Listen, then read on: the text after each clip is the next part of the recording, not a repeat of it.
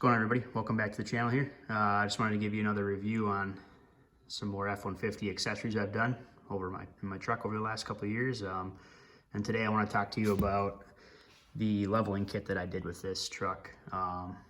More specifically, the combination I did here. So I'm looking at the front here.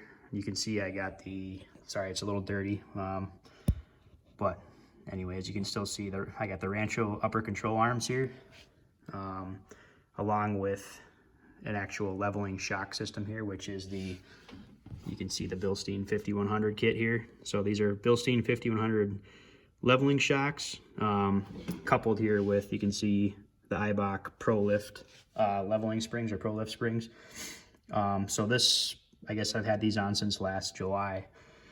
And during that time, there was kind of between all these components, shortages, delays, shipment delays, all that sort of thing. And so I was happy to go with either the Eibach Pro Level kit, they call it, or the Bilstein 5100 here. They're essentially the same thing, it appears to be. So looking at Stage 3 Motorsports too, which is where I got these, you can see that they're basically saying they're very much the same. So yeah, you can use this Eibach Pro Lift spring in conjunction with either the 5100 or the Eibach Pro Level strut. Either one of them work. And what that does is it gives you 2.7 inches of lift instead of your common 2 or 2.5 inch lift. So it gives you significantly more lift in the front. It's the 2.7 inches, like I said.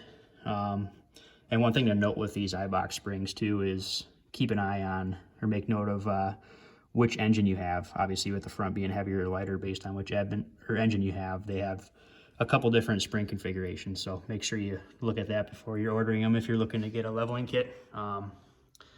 So yeah, this is the front of it here. Like I said, 2.7 inches of lift, or level I should say. And I'll move on to the back here. Same thing, front and rear. I had the Bilstein 5100, so I did that in the back as well, so it's a complete front and back kit.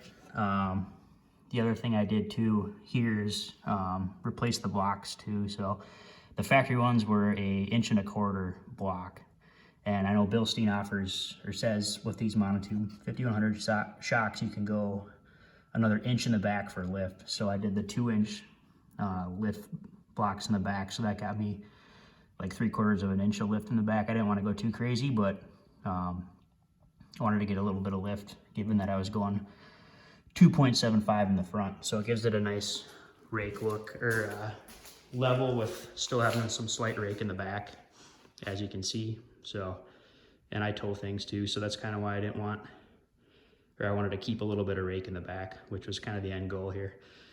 So why did I go with this kit? I feel like I kind of paired the kit together, put it together myself. It's not something you can just buy as a complete kit online, other than the 5100 front and rear shocks. So I went with this because before I just had the leveling pucks in the front, or the 2-inch spacers in the front. And to be honest with you, both front and rear with the stock shocks, the ride was horrible, especially with the heavier all-terrain tires and bigger tires, that sort of thing. So it was time to upgrade.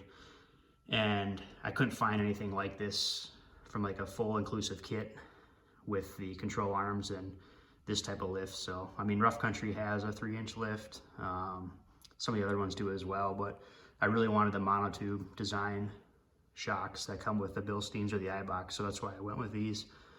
And you definitely notice it going over, even just on the road too. You notice it with bumps and stuff, and that's one of the things that corrected in the back, was kind of that back end wobble when you're going over some bigger bumps or railroad crossings and that sort of thing. So, as well as off-road, so the monotube valving is what I wanted with this truck. Especially coupled with the heavier all-terrain tires, and it's definitely functioned as they should. So yeah, I've had them for about 1.5 years now, and I just wanted to give you a review of them and how they've held up for me. Like I said, if you're in the market for them, I did the Rancho upper control arms in front, which just helps with alignment and full suspension articulation.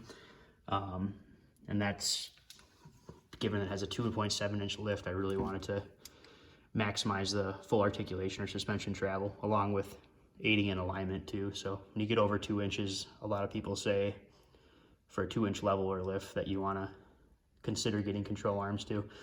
And that's one other, I guess, key factor too why I chose this kit instead of the puck style or spacer style, which I had previously, was to ensure full suspension articulation, as well as better handling and off-road characteristics too. So it's a good budget-friendly combination kit.